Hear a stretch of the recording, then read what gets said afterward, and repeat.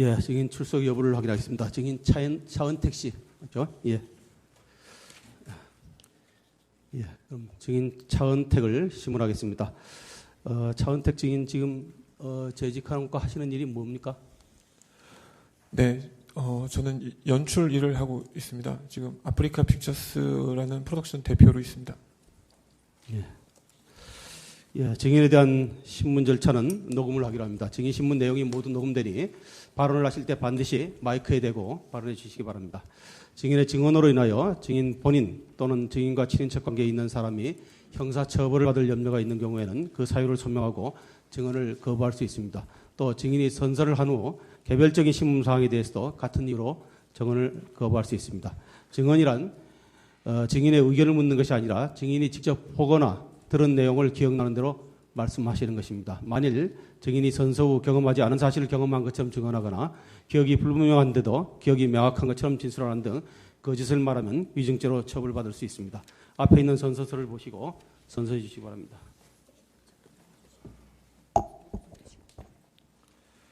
선서, 양심에 따라 숨김과 보탬이 없이 사실 그대로 말하고 만일 거짓말이 있으면 위증의 벌을 받기로 맹세합니다. 증인 차은택. 예, 우선 피청구인 대리인 중에 어느 분이 정장현 변호사 질문하겠습니다. 예, 얼마나 걸리시죠? 뭐 1시간 한 15분 안팎 정도 될 것 같습니다. 1시간. 빨리 하겠습니다. 예, 저 다음 증인기 있으니까 1시간 네네. 이내로 하세요. 네네.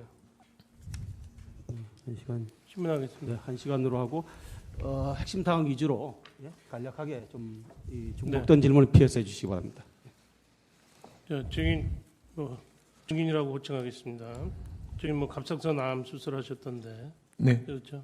말씀하신 데 지장 없어요. 네, 괜찮습니다. 증인 어저께 특검 사무실 소환돼 가셨던데. 네, 맞습니다. 오늘 증언하고는 관계 없습니까? 네, 상관없습니다. 네. 네. 증인은 최순실이라고 알고 있어요. 최서원이라고 알고 있어요. 이름을. 최순실 씨로 알고 있습니다. 원래부터 그렇게 알고 계셨어요? 네, 네. 원래 이름은 최서원인데 증인의 편의를 위해서 최순실이라고 호칭하겠습니다. 네. 첫 번째, 증인 좀 빨리 말을 할 테니까 잘 한번 들어보십시오. 증인이 기소되어 재판받고 있는 내용은 1. 강요 미수, 포레카를 강탈하기 협박했으나 미수에 그쳤다는 점. 2. 직권남용 권리행사 방해 강요, KT의 이동수 신혜영을 채용하고 보직 변경토록 하였다는 점과 증인의 플레이그라운드가 KT의 광고 7건 68억 원 수주하여 5억 1,600여만 원의 수익을 올렸다는 점. 알선 수재 한 아세안 특별 정상회담 만찬 및 문화행사의 총괄 감독을 맡으면서 그 행사 대행을 HS 에드가 맡도록 하면서 그 대가로 증인의 엠박스 에디트가 영상물 제작 비용으로 2억 8,600만 원의 수익을 올렸다는 점. 업무상 횡령, 증인이 2006년경부터 회사를 운영하면서 10억 4천만 원을 부모님 용돈 또 부인 등에게 줘서 업무상 횡령했다. 이 내용이죠. 네, 맞습니다.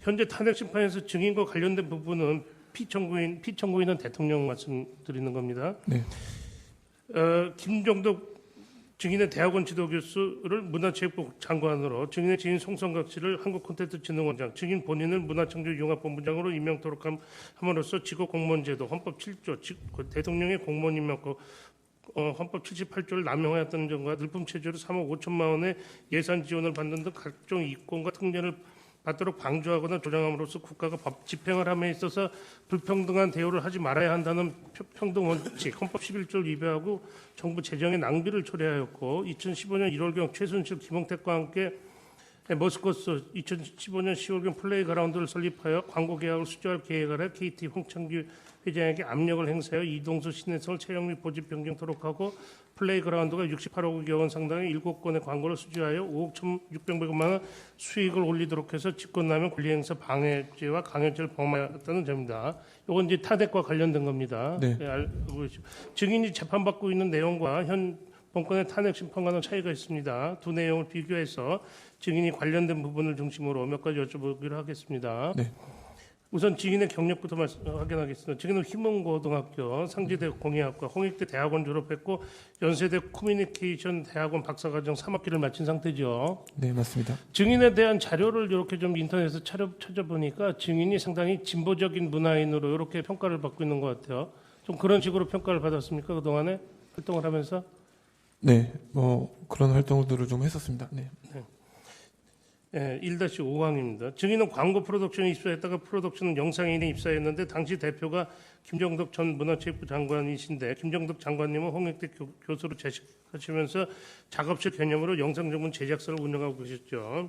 네, 맞습니다. 증인은 99년 이승환의 당부 뮤직비디오로 영상 음반 대상을 수상한 이후 6-7년간 뮤직비디오 감독상 10여 차례 수상했고 올해 광고 감독상, 한국 광고 대상, 또 프랑스 칸 뉴미디어 부문 금상 등을 수상했죠. 네, 맞습니다. 2001년 2월 주식회사 아프리카 픽처스 설립하는 현재까지 매년 100여 편의 광고 제작하면서 꾸준히 활동하고 있고 국내 많은 감독들이 아프리카 픽처스를 통해서 배출되는 점에 대해서 자부심을 갖고 있죠. 네, 증인의 대표작으로는 2002년 한일 월드컵 당시 국민 응원가였던 SK텔레콤 붉은 악마, 그렇죠? 대한민국 네, 그거 있죠. 맞습니다. 광고가 있었고 이후 광고주가 선호하는 선호 1순위 감독이라는 애칭도 듣고 있죠. 네, 맞습니다. 뮤직비디오로는 빅뱅, 이효리, 싸이, 이승철 등 당대 최고 가수들의 뮤직비디오를 제작했으며 증인이 제작한 광고는 1000여 편, 뮤직비디오는 200여 편 이르죠. 네, 2007년 무렵부터는 한류 예품과 함께 아시아 지역의 광고를 비롯해서 중국, 홍콩, 대만, 싱가포르의 가수 뮤직비디오 작업도 했으며 중국의 왕가이 감독과 계약해서 홍콩에서도 단연간 활동하셨고 홍콩의 장만호, 양조위 등 또 스타들의 영상 작업도 도맡아 했죠. 네, 그 외 드라마 제작, 이효리, 휘성 등의 음악 작업, 영화 감독 등으로 콘텐츠 확장해 나갔고 2010년 4대강 문화관 콘텐츠 연출, 또 2012년 여수 엑스포 한국관 연출 등 뉴 미디어 부분에 이제 관심을 갖게 되었고 테마파크, 마스터 플래닝, 또 VR, 홀로그램 비디오 작업까지 활동 영역을 확장하셨죠. 네, 그리고 그 사이에 개원예술대, 단국대, 한국예종, 영상원 등에서 13년간 강의하면서 많은 제자를 양성했고 그동안 워커홀릭이라는 별명을 들을 정도로 그 일에 노력과 열정을 이제 쏟아부었죠. 예. 맞습니까? 네, 맞습니다. 증인은 피청의 대통령님을 몇 차례 정도 만나신 것 같고 독대한 적은 있었습니까? 독대한 적은 단 한 번도 없고요. 없고. 그 밀라노 엑스포하고 하나세안 정상회담을 보고하면서 한 2차례 보고 들어갔던 적이 있었던 것 같고요. 그리고 창조경제추진단에 그 제가 문화창조융합본부를 맡고 있었습니다. 그래서 문화창조융합본부 보고를 하면서 또 한 2차례에서 3차례, 그러니까 전체 다 합치면 한 4-5차례 보고를 했던 것 같습니다. 그리고 이제 공식적인 행사, 이제 뭐 그 문화창조융합본부 개소식이라든지 그런 공식적인 행사 장소에서는 뵀었습니다. 증인은 대통령님 만나가지고 우리나라 문화에 대해서 말씀드릴 기회가 있었는지요? 있었다면 어떤 내용으로 피청 부인에게 말씀드렸습니까? 우리나라 문화의 현상이라든가 뭐 앞으로의 어떤 방향에 대해서 말씀드릴 기회가 있었습니까? 그 문화 산업 그리고 문화 콘텐츠의 그 방향에 대해서 그때 그 보고를 드리면서 말씀드렸었습니다. 네. 어떤 내용으로 말씀드렸습니까? 대한민국 문화 이제 콘텐츠 쪽 산업들이 지금 그 대한민국 창작인들이 지금 창업률이 전 세계에서 가장 뒤처져 있고 대한민국 창작인들이 좀 더 그 창업과 그리고 창업을 하더라도 보통 문화예술 쪽 창업인들이 창업을 하게 되면 굉장히 이게 안정되게 그 회사를 운영하지 못하고 실패하는 경우들이 많은데 그런 거를 어떤 인프라가 뒤에서 뒷받쳐 주면서 뭐 법률 자문이라든지 멘토링들을 해주면서 안전하게 그런 창작인들이 창업 활동도 하고 그 창업된 것들이 뭐 중국의 드론이라든지 뭐 그런 산업처럼 한국에서도 새로운 신산업이 나와야 된다라고 이제 그런 쪽에 말씀을 드렸었습니다. 그리고 이제 우리 대한민국을 삼성, 현대 같은 제조업 회사가 아니라 이제 그 문화 산업이 발전 이끌어야 된다 뭐 이런 말씀도 좀 드리죠. 네, 저는 뭐 제가 그때 이제 그 말씀드렸던 내용 중에는 대기업이 아니라 이제는 이런 작은 창작인들이 창업을 해서 그 창업한 회사들이 이제 커져서 뭐 한국에도 이제 미국의 그런 실리콘밸리나 중국의 디파크 같은 그런 규모의 창업 센터들이 좀 생겨야 된다라고 말씀을 드렸습니다. 네, 증인은 2014년 8월에 대통령 직속 문화융성위원회 위원으로 이제 위촉되셨죠. 네, 맞습니다. 이 문화융성회 일기 위원으로는 김동호 이사장님을 비롯해서 우리나라 문화계에서 쟁쟁하신 분 한 20분이 이제 위원으로 계셨습니다. 그렇죠? 네, 맞습니다. 네. 그 중에 뭐 증인이 뭐 추천하고 이래서 되신 분은 없죠? 네, 없습니다. 네. 이번 최순실 고용태와의 관계에 대해서 여쭤보겠습니다. 증인은 2014년 4, 5월경 고용태를 증인의 아프리카 픽처스의 PD로 있던 브랜든 한국 이름 권우혁이죠. 네, 맞습니다. 권우혁 씨 소개로 만났다는 것이죠. 네, 맞습니다. 브랜든은 엔터테인먼트 광고 기획사를 만들려는 사람이 증인을 만나고 싶다 이렇게 말을 했고 그래서 바로 만나지는 못하고 혼자 가서 만났는데 나가 보니까 고용태, 김수현이 함께 나왔었다는 거죠. 네, 맞습니다. 네. 권우혁은 고용태를 어떻게 알게 되었다고 하던가요? 그냥 친한 선후배라고 하면서 저희 회사 그 권우현이라는 친구가 이제 남자 연예인 중에 누구 한 사람하고 같이 이렇게 살았었는데 그 연예인하고 친한 형이라고 소개를 받았다고 하면서 이렇게 그냥 친한 형 동생이라고만 얘기를 했었습니다. 나중에 얘기했지만은 그 고용태 씨가 그 가라오케를 운영했는데 그거하고는 관련이 없습니까? 예, 그 브랜든이라는 그 권우현이라는 친구는 이제 호주 사람이고요. 네. 저희 회사의 그 프로듀서로 제가 이제 스카우트해서 호주에서 데리고 온 친구라서 그런 쪽에서는 전혀 관련이 없습니다. 근데 이제 그 가라오케 관련해서는 제가 나중에 그 고용태 씨의 주변에 있는 이제 후배들이나 이런 사람들을 보고 알겠습니다. 예, 예, 알게 나중에 됐습니다. 물어보겠습니다. 자, 2-4 물어보겠습니다. 고용태나 김수현이는 뭐 하던 사람이라고 그러던가요? 특히 고용태가 김수현을 데리고 나온 이유는 뭡니까? 그 회사가 고용태 씨가 그때 하던 회사가 고원기획이라는 회사였습니다. 네네. 근데 김수현 씨가 그 고원기획 대표로 돼 있었고요. 네. 고용태 씨는 실제로 그 고원기획에 등록은 안 돼 있었습니다. 그 차명으로 다른 사람으로 들어와 있었고요. 고용태 씨는 그 하던 일이 그 무슨 메달리스트였다고 그때도 얘기를 했었고요. 그러면서 지금은 현재 이런 그 기획사로 자기가 이제 운영을 하려고 한다. 이 고원기획은 실제로 본인이 하는 회사다라고 얘기를 했었고, 김수현 씨는 무슨 보좌관 출신이라고 했습니다. 제가 정확히는 모르겠는데, 네. 국회의원. 어느 국회의원님 누구? 이제 보좌관 출신이라고 했습니다. 자, 연예 엔터테인먼트 사업을 얘기했다고 그랬는데 증인도 아프리카 픽처스에서도 연예 엔터테인먼트 사업 필요성 느끼고 이래서 만나게 됐다는 거죠? 예, 그 연예 기획사는 아니고 엔터테인먼트 쪽 엔터테인먼트 쪽. 사업이었습니다. 고용태는 그러면서 김승우, 홍록기, 뭐 박혜진 이런 연예인들과 친하다 이런 말을 했어요. 네, 뭐 연예인 야구단도 본인이 소속으로 있으면서 그런 연예인들과 친하다고 했습니다. 고용태가 연예인 야구단 소속이래요? 네네. 그러면 그런 연예인들하고는 어떻게 친해졌다고 그러고 왜 그런 말을 했습니까? 뭐 구체적으로 그런 얘기는 안 했었고 저희 이제 뭐 저도 그때 야구를 좋아했었고 하다 보니 본인이 연예인 야구단 소속으로 있으면서 이런 사람들 이렇게 얘기를 하면서 제가 지금 그 얘기를 알게 됐고요. 그리고 보니까 이제 뭐 주변에 친한 어쨌든 연예인들이 꽤 많아 보였습니다. 네. 증인은 그 이후 어떤 여성분을 만났는데 고용태가 증인을 그 여성에게 소개만 하고 여성이 누군지 말을 안 해서 몰랐는데 나중에 보니까 그분이 최순실 씨였다 이런 얘기죠. 네, 그 사무실에서 만났습니다. 2014년 7월경에 최순실 씨의 파워와 영향력이 상당하다 이런 생각이 들어가지고 고원기획의 45% 지분을 참여하기로 하면서 이제 고원기획을 이제 주식회사로 설립했다 이렇게 말씀하셨던데 맞습니까? 네네. 고원기획은 어디 있었습니까? 청담동에 있었습니다. 청담동 거기 그 오천주유소 뒤쪽 그게 있었습니다. 네. 좀 바꿔서 물어보겠습니다. 나머지 이제 55% 주식은 어떻게 고용태나 이런 사람들 어떻게 누가 얼마 투자하는 걸로 알고 있었습니까? 고용태 씨 그 돈은 최순실 씨가 다 낸 걸로 알고 있고요. 그 차명으로 다른 사람으로 들어와 있었습니다. 김수현 씨하고 또 차명으로 또 들어와 있었던 사람이 있었습니다. 이름은 제가 잘 기억이 안 납니다. 고원기획은 연예 엔터테인먼트 사업을 하기 위해 차린 돈입니까? 차린 회사입니까? 조금 뭐 여러 가지였었는데요. 광고 기획도 하고 연예 엔터테인먼트도 포함이 돼 있었고요. 근데 이제 실제로 고원기획에서 했던 일은 없었고 제가 갔을 때 고용태 씨와 그 김수현 씨가 최순실 씨하고 같이 작업을 하던 거는 무슨 제가 이제 책상 위에 있는 기획서들을 봤는데 무슨 스포츠센터 건립에 관련된 기획서들을 제가 그때 봤습니다.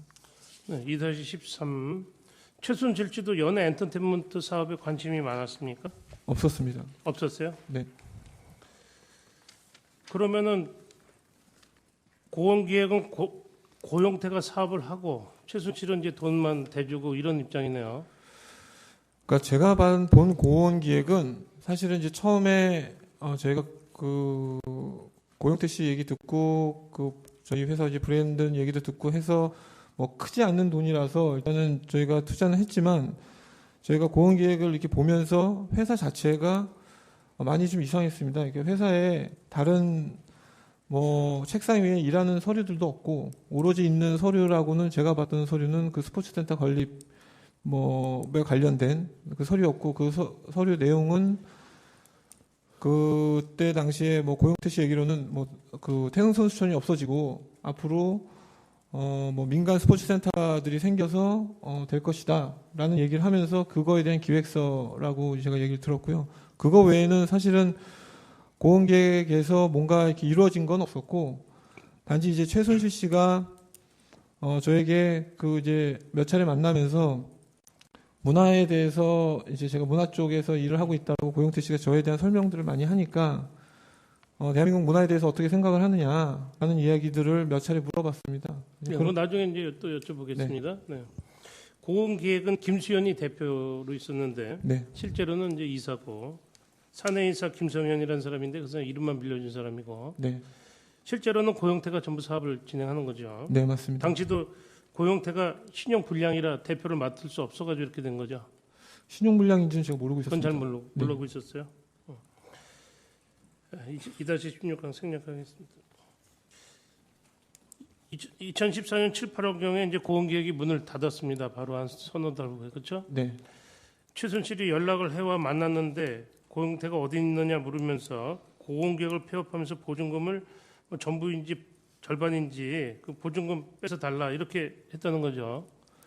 네, 저는 뭐 그 당시로서는 저는 당황스러웠던 게 어쨌든 45%를 저도 투자를 했는데 갑자기 이제 고원기획을 폐업을 해야 된다라고 하니까 근데 이제 고원기획을 폐업하는 이유가 고영태 씨와 최순실 씨가 이제 서로가 다투면서 그 회사가 이제 그 회사를 폐업해야 된다라고 서로 최순실 씨가 따로 연락이 오고 고영태 씨가 저한테 따로 연락이 왔기 때문에 저는 굉장히 당황스러웠었습니다. 네, 하여튼 고영태는 그 후에 증인이 최순실과 만난 사실을 알고는 막 화를 내면서 네, 보증금을 빼서 남은 돈 6천만 원 또 자기 돈이다 이러고 또 그랬죠. 네, 그런 이제 그렇습니다. 자기 돈이라는 거예요.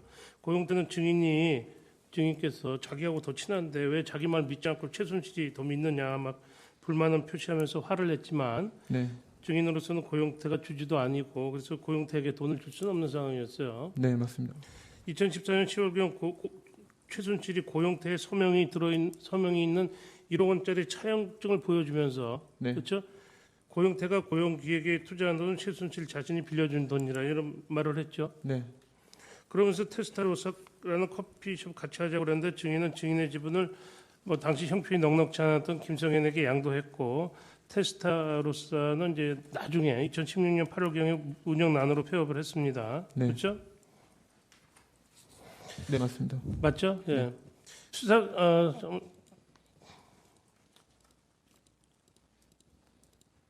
수사 기록 4833명입니다. 증인은 검찰에서 고영태와 최순실이 싸우고 헤어진 후 최순실이 저에게 잠깐 만나자고 하여 네, 약속 장소를 갔더니 그 모니터 보이죠? 그 약속 장소는 모니터 보입니까? 아니요, 안 보입니다.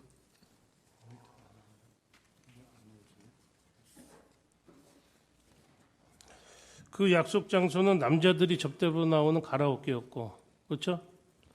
거기에 바로 그 고영태 후배와 최순실이 같이 있었고, 그렇죠? 그래서 증인은 그 친구가 소위 말하는 호빠의 호스트라고 짐작하고 있습니다라고 진술했는데, 그렇죠? 그게 그 발언 시기는 제가 좀 정확히 기억이 안 나는데요. 네. 네, 그랬던 사실은 분명히 있습니다. 그 후배가 누굽니까? 저는 잘 모르는 사람입니다. 아, 네. 증인은 잘 모르는 사람인데 고영태 씨 후배였습니다. 예. 자, 그렇게 진술을 이제 증인이 이렇게 하셨었습니다. 7회 피의자 신문조서에서 이렇게 되어 있습니다. 안 나오네.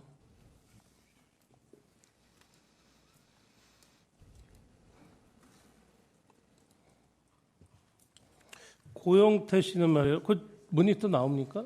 아니요, 안 나오고 있습니다. 고영태 씨는 검찰에서 이 모니터가 안 나오나요?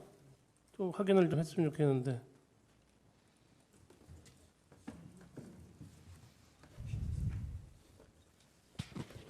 근데 이거는 증거로 동의 안 하시는 서류인데 동의하시고 제시하실 거예요?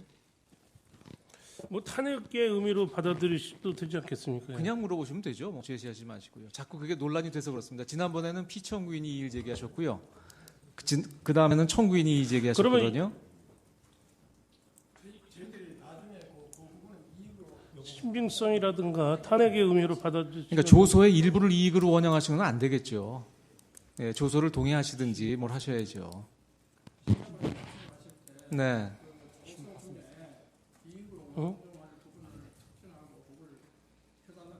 아니 지금 주신문 하시고 계신 건데 아니요, 그러니까 네? 원칙대로 하세요.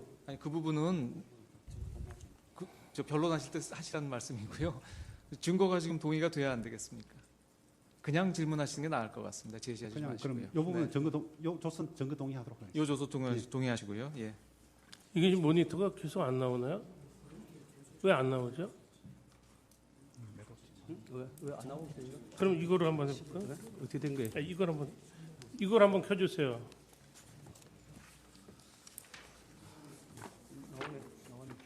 이거 네, 지금 나오고 있습니다. 여기가 안 나와. 고영태는 검찰에서 사회 경력에 관해서 진술을 하면서 가라오케 운영 등을 하다가 나이가 더 먹기 전에 기술이 있어야겠다는 생각을 하고 가방 기술 배워 2008년경에 청담동에 빌러밀러라는 상호의 사무실을 두고 직접 사무실을 찾아오는 사람들이나 인터넷을 주문하는 사람들을 상대로 가방, 핸드백, 지갑 등을 판매를 하였습니다라고 진술하였는데 그 가라오케가 바로 고영태가 운영하는 가라오케로 보이는데 그 호스트바가 그 고영태가 운영하는 가라오케 아닌가요? 제 생각은 아니라고 생각을 하는 이유는요. 그 고영태 씨가 그때 생활고로 그렇게 넉넉치가 않은 상황이었습니다. 생활고가 있었다. 예, 그래서 그 생활고가 그렇게 넉넉치 않은 상황이었는데 그때 최순실 씨가 오라고 해서 갔던 가라오케는 굉장히 큰 가라오케였고 제가 그 가라오케를 잘 아는 제가 이제 거기가 이제 호스트들이 나오는 데다라는 걸 잘 아는 이유가 그 가라오케 꼭대기에 제가 다니던 녹음실이 있습니다.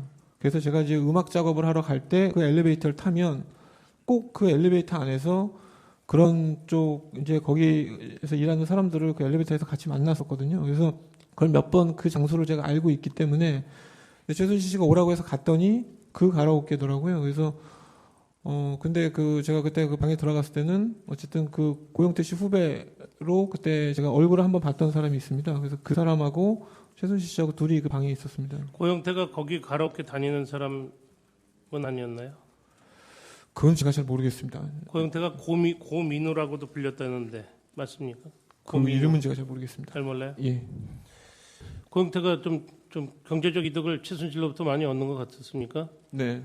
그 고은기에게 투자됐던 모든 돈들을 어쨌든 최순실 씨가 줬고 뭐 그때 무슨 고영태 씨가 그 가방인가 뭐 그런 거 만드는 또 사무실이 있었는데 그 거기도 최순실 씨가 본인이 다 투자한 거라고 했습니다. 근데 이제 그 뭐 보증금이나 이런 문제를 최순실 씨하고 고영태 씨하고 서로 본인이 갖고 가야 된다라고 저한테 따로 전화 와서 얘기를 하더라고요. 그래서 뭐 저는 두 사람이 정리를 해서 얘기를 해달라라고 했었고 그랬기 때문에 제가 알고 있던 거는 고영태 씨가 하던 그런 모든 사업에 투자를 최순실 씨가 했구나라는 걸 알고 있었습니다.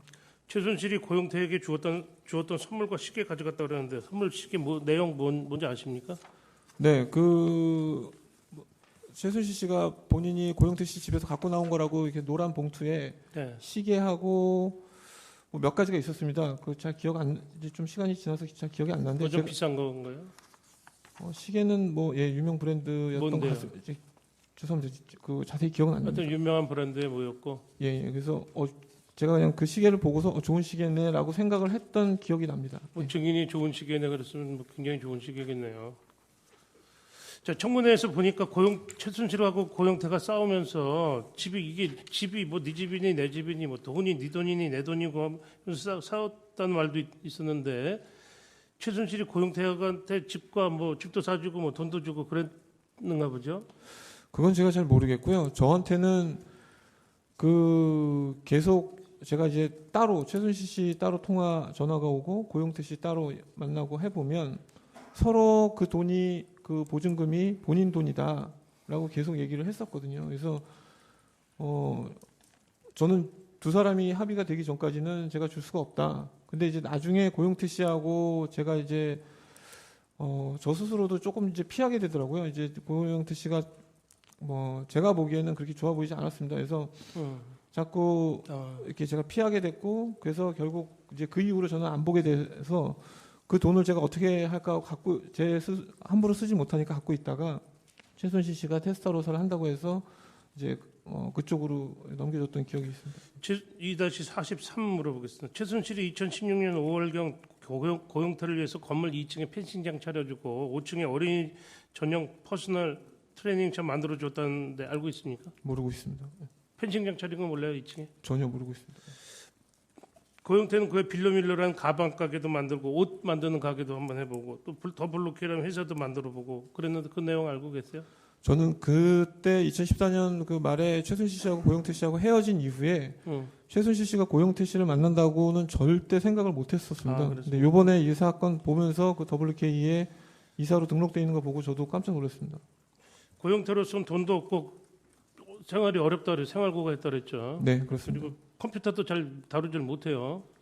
예, 뭐 그런 사업을 할 능력이 안 되는 것으로 보여지는데 그렇죠?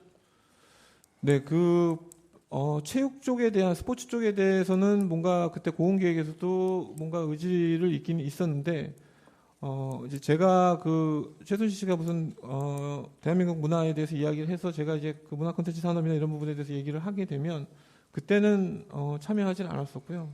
그래서 뭐 크게 그 고흥기획 내에서 일을 하는 데 있어서 그 당시에 뭐 이렇게 뭐 주도적으로 하진 않았었습니다. 2-46 생략하고 47 증인님 보시기에 최순실 씨가 거의 돈이 많은 사람으로 보였습니까? 네. 아, 돈이 많은 사람으로 보였어요? 네, 어떤 면에서? 근데 그게 이제 그 당시는 아니었었고요. 네. 그러니까 조금 시간이 지나면서 네. 그 테스타로사 이제 커피숍을 할 때도 본인이 그렇게 얘기를 했고요.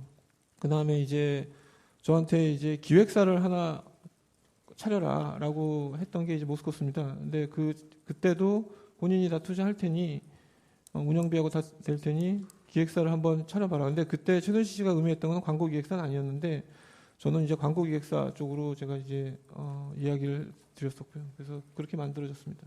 그랬기 때문에 이분이 굉장히 뭐 재력이 좀 있구나라고 저는 생각을 했습니다.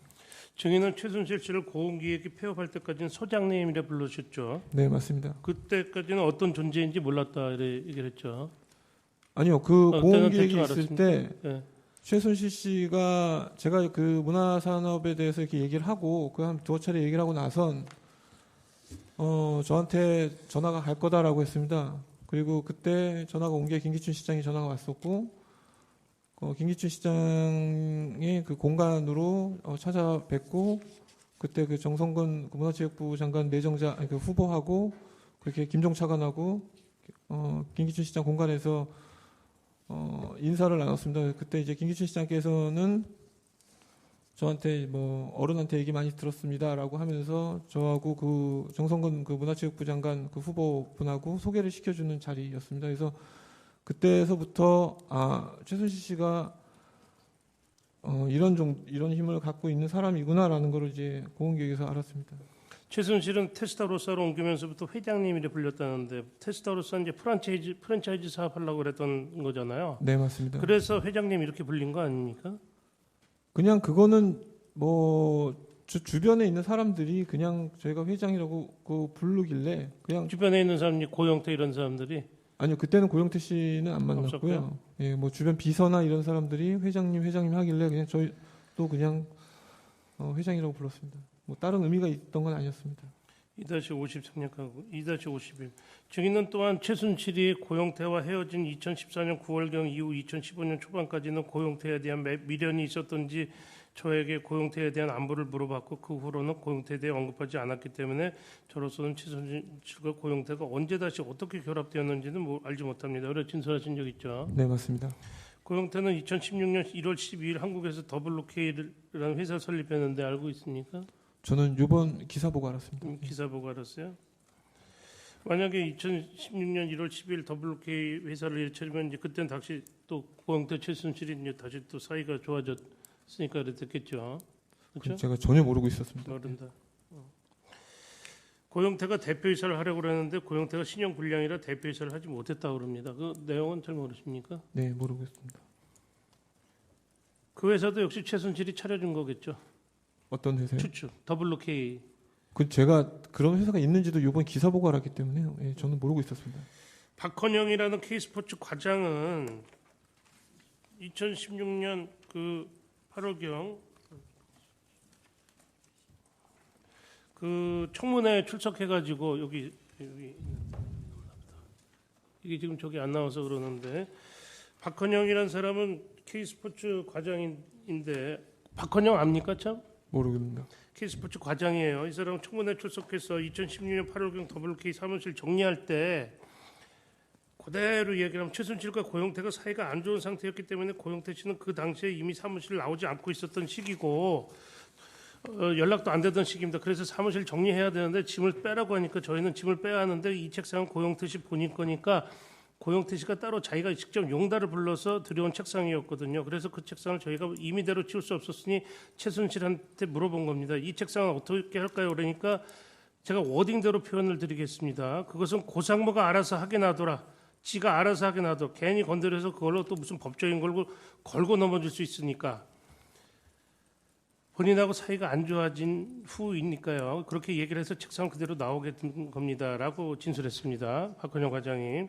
이런 내용을 보면 고용태가 최순실한테 그동안 여러 요구를 하고 또 여러 요구를 들어주지 않으면 또 이런저런 시비 걸고 어거지 부리고 그러면서 좀 관계가 유지된 것으로 보이는데 증인은 뭐 이런 내용 본인이 들은 내용 있습니까? 아니요, 전혀 모르고 있습니다. 네, 좀 처음 봤습니다. 예. 네. 2-57 생략하겠습니다. 이것도 한번 물어보겠습니다. 최순실 씨는 2016년 2월 29일 독일에서 더블루케이라는 회사 설립하고 고용태를 매니저로 했는데 그 이유를 고용태가 무슨 사업을 하고 싶다고 하고 뭐 자신도 독일에 처리하면 회사가 필요해서 차렸다 이러는데 결국에는 뭐 최순실하고 고용태가 독일에서 같이 살기 위해 뭐 그 회사 차린 거 아닌가 이런 생각이 드는데 지금 이 내용에 대해서도 잘 모르겠네요. 예, 저는 14년 말 이후에 네. 그렇게 싸우고 나서부터는 제가 고용태 씨 얘기를 들어본 적이 없습니다. 예. 자, 이제 그 부분은 이제 증인이 모른다는 걸 계속 확인하시는 것 같네요. 하나만 더 물어보고. 예. 정리해서 물어봐 주시죠. 네네. 예. 2-60방 물어보겠습니다. 고용태가 2016년 8월경 서울 임페리아 폴리스 호텔에서 증인을 만난 일 있죠. 네, 있습니다. 그래서 증인한테 최순실 때문에 당신 돈 많이 벌지 않았느냐. 최순실이 힘써서 일 몰아주고 돈 번 거 아니냐. 미루도 그렇게 한 거 아니냐 이러면서 오해를 해가지고 시비하는 일이 있다고 그랬죠. 네, 증인의 생각은 증인의 캐리어로 인정받고 일을 해줬을 뿐이고 미루 관련해서는 증인으로서의 캐리어에 비해서 그야말로 재능 기부한다고 생각하고 봉사한 것이라고 생각을 하는데 고용태 입장에서는 자신도 최순실 등에 업고 돈 벌려고 그랬는데 자기는 돈 벌지 못했고 증인만 뭐 이득을 봤다 이렇게 해서 오해해서 한 말이죠. 네, 2014년 이후에 이제 처음으로 이제 만났는데 만난 이유는 최순실 씨가 고용태를 만나서 빨리 그때 언론에서 이제 문제가 되기 시작하니까 고용태를 만나서 그 이성환과 고용태가 둘이 같이 있다고 하는데 둘을 만나서 빨리 얘기를 좀 들어봐라. 도대체 무슨 상황인지라고 해서 고용태 씨를 만나게 됐고요. 근데 이제 저는 그냥 인간적인 미안함이 좀 있었습니다. 어쨌든 고용태 씨 소개로 최순실 씨를 만났는데 그 이후에 제가 최순실 씨하고 계속 얼굴을 보고 만나고 있었으니까 근데 고용태 씨는 저는 최순실 씨하고 안 보고 있다고 저는 생각을 했었으니까 제가 이제 그랬었는데 저한테 제가 최순실 씨를 통해서 많은 이익을 보고 있다라고 그렇게 생각을 하고 있더라고요. 근데 제가 단언컨대 뭐 지금도 조사를 받고 있는 부분이긴 하지만 저는 재단이나 이런 데서 제가 이익을 본 거 단 하나도 없고 제가 고영태 씨한테 그렇게 오해하지 마라. 그리고 저는 최순실 씨 위해서 일한 게 아니고 제가 추천드렸던 그 장관님을 위해서 나는 진심으로 일을 했기 때문에 저는 그렇게 이익 본 게 없다라고 제가 그때 고영태 씨한테 얘기를 했었습니다. 그래서 근데 이제 그거를 뭐 고영태 씨가 뭐 그렇게 뭐 좋게 듣지는 않았었고요. 그러면서 저보고 이성한 그 미래재단 그때 사무총장 이성한 씨를 빨리 만나라. 만나서 해결을 봐라. 그래서 제가 무슨 해결을 봐야 되느냐라고 했더니 뭐 그때 얘기로는 이성한 씨가 뭐 최순실 씨한테 그 재단과 관련해서 뭐 본인이 이걸 가지고 뭐 이렇게 할 때 뭐 돈을 요구했다라고 좀 들었습니다. 그래서 예, 그거 이따가 또 네. 여쭤보겠습니다. 예. 2-65 물어보겠습니다. 이게 고원기획 운영엔 김수현이라고 있다 그랬죠. 네 있습니다. 김수현 씨가 검찰에서 뭐라고 진술을 했냐면 2014년 9월 고영태와 최순실이 사이가 크게 나빠졌는데 고영태가 가만 안 둔다. 자료 다 넘겨버리겠다는 말을 했다고 그러는데 네. 뭐 그런 내용 얘기 들어본 적 있습니까?